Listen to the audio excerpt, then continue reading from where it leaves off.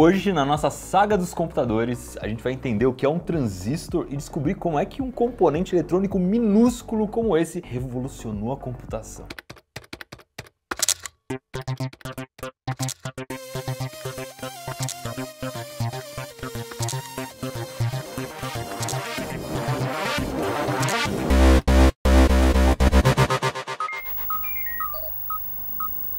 Chegamos nos anos 50, acabou a Segunda Guerra e agora os Estados Unidos e a União Soviética estão numa disputa política e tecnológica para ver quem é a maior potência global. Esse período ficou conhecido como Guerra Fria. Não era exatamente uma guerra declarada, mas era uma disputa em que um ficava estufando o peito pro outro, se mostrando, como se estivesse dizendo: olha só como eu sou bom, dá uma olhada nos meus super aviões. Esses seus brinquedinhos são patéticos. Nós somos a União das Repúblicas Socialistas Soviéticas. Nossos tanques são indestrutíveis. Quem você tá chamando de patético? Nós temos mais prêmios Nobel que vocês.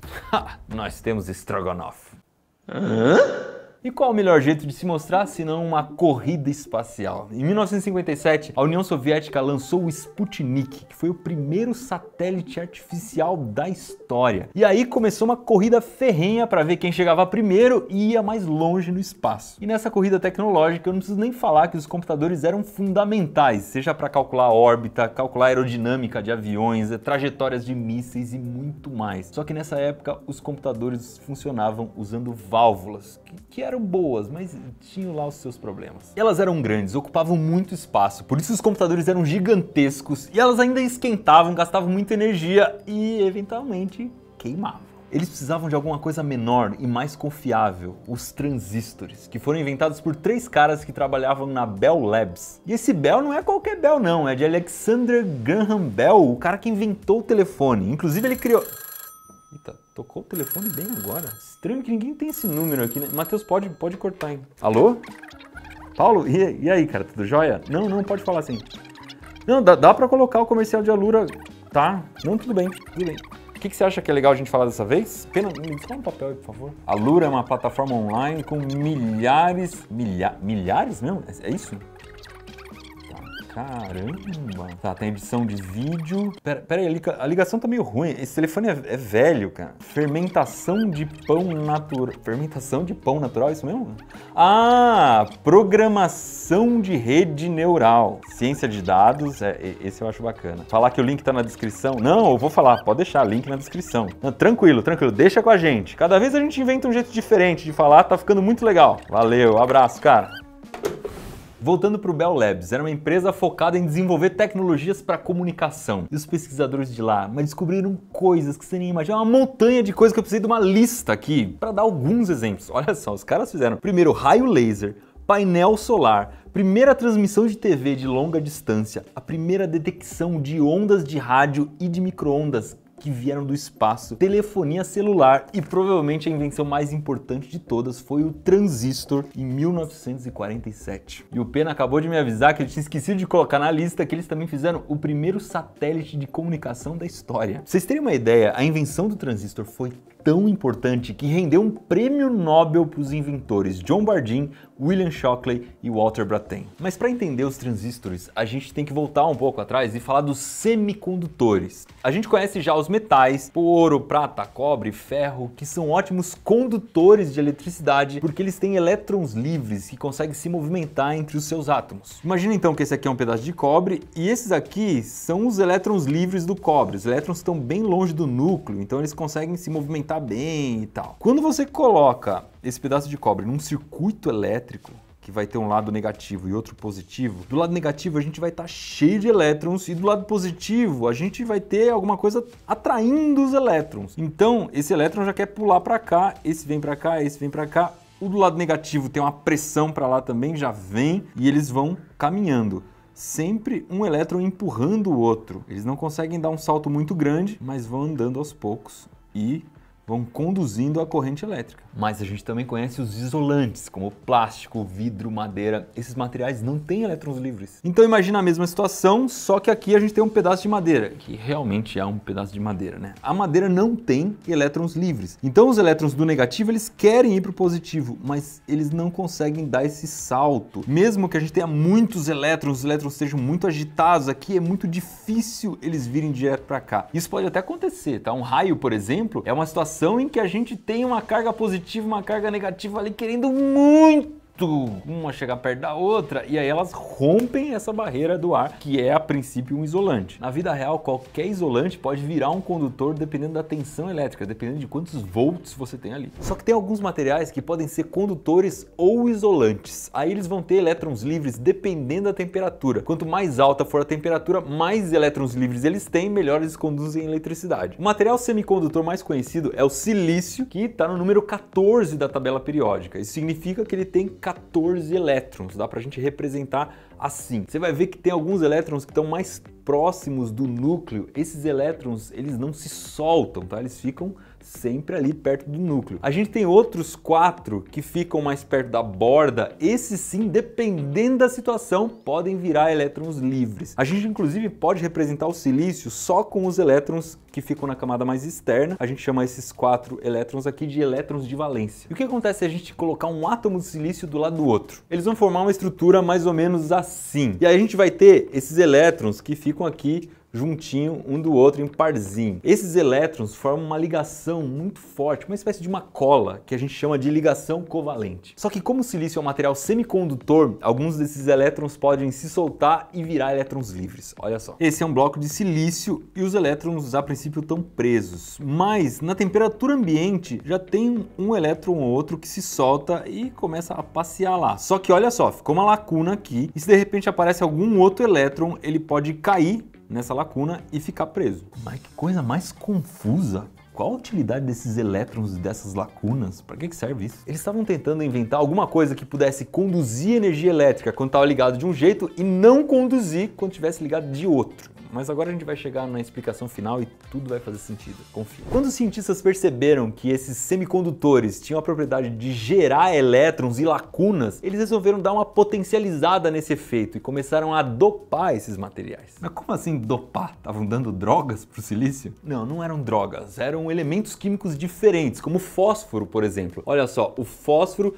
tem 5 elétrons na última camada. Então eles pegavam o bloco de silício e colocavam alguns fósforos no meio. O fósforo se encaixa perfeitinho aqui no bloco de silício. Só tem uma diferença, que ele tem um elétron a mais. E esse elétron a mais não consegue se emparelhar com os outros, eles ficam sobrando. Então a gente tem alguns elétrons livres dessa vez. Outra coisa que eles fizeram foi dopar o bloco de silício com alumínio. O alumínio só tem 3 elétrons na última camada. E quando a gente coloca aqui no bloco, você pode ver que ficam algumas lacunas. Então dessa vez a gente tem lacunas e quase não tem elétrons livres. Então esse aqui é um bloco que foi dopado com fósforo. Ele tem elétrons livres e quase não tem lacunas, então ele é um bom condutor. O bloco dopado com alumínio é diferente. Ele tem lacunas e quase não tem elétrons livres. Mas tá enrolando. O que você faz com esses blocos? A gente junta os dois, olha só.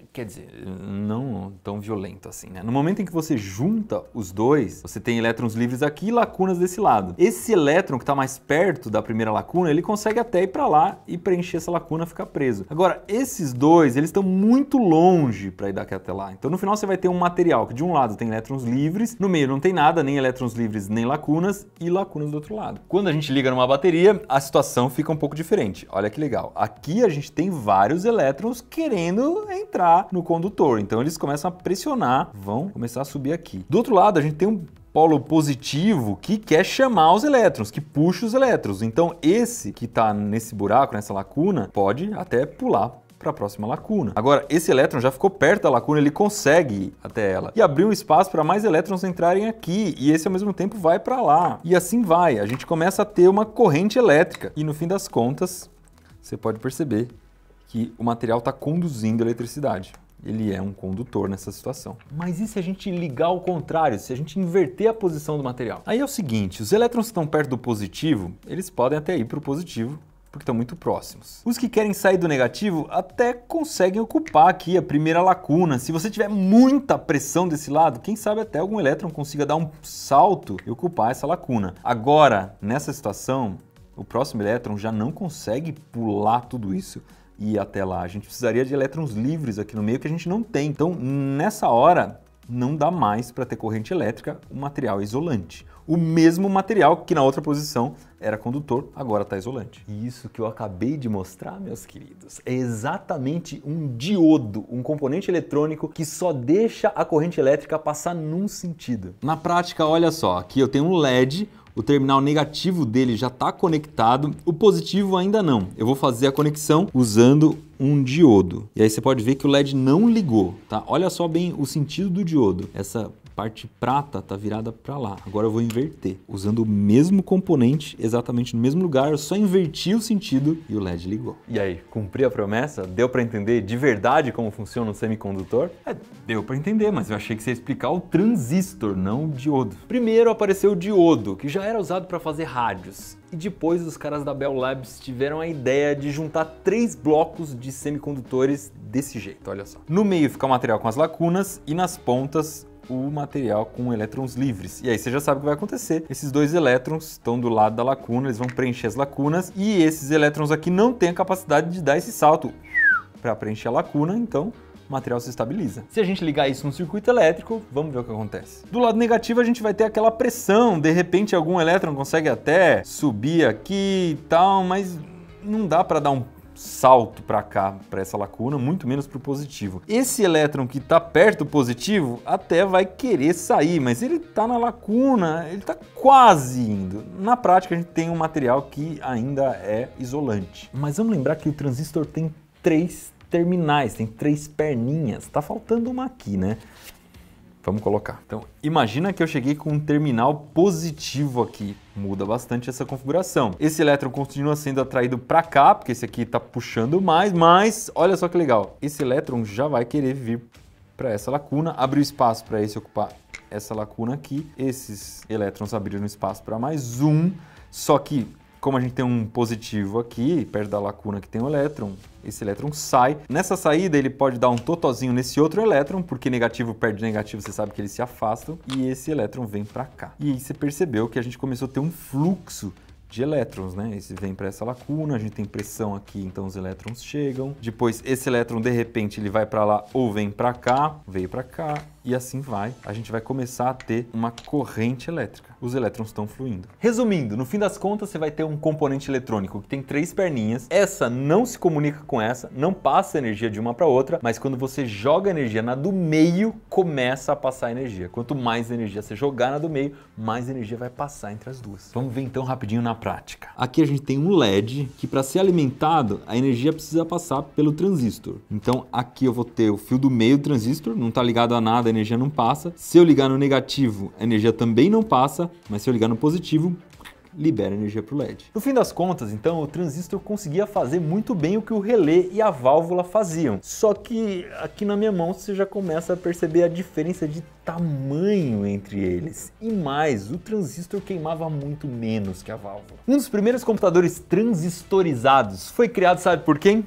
Pela Bell Labs em 1954. Ele se chamava TRADIC, Transistor Digital Computer, e era um computador conceito, que era mais para testar a tecnologia. Ele tinha só 684 transistores e 10 mil e poucos diodos, mas mesmo assim conseguia fazer 1 milhão de operações lógicas por segundo. Era quase a mesma velocidade dos computadores valvulados da época, aqueles monstrengos, só que o transistorizado cabia dentro de um armário. Esse foi um momento muito importante na história da computação, porque os transistores permitiram o nascimento dos computadores de bancada. Como esses computadores novos eram muito pequenos, eles já cabiam, por exemplo, dentro de um avião bombardeiro para você calcular a trajetória da bomba no momento em que o avião soltava. E mais, nas naves espaciais. Sim, foi um computador de bordo transistorizado que fazia os cálculos da cápsula Gemini, onde os americanos fizeram a sua primeira caminhada espacial. Mas para a nave que iria para a Lua, a Apollo, eles precisavam de alguma coisa ainda mais poderosa, menor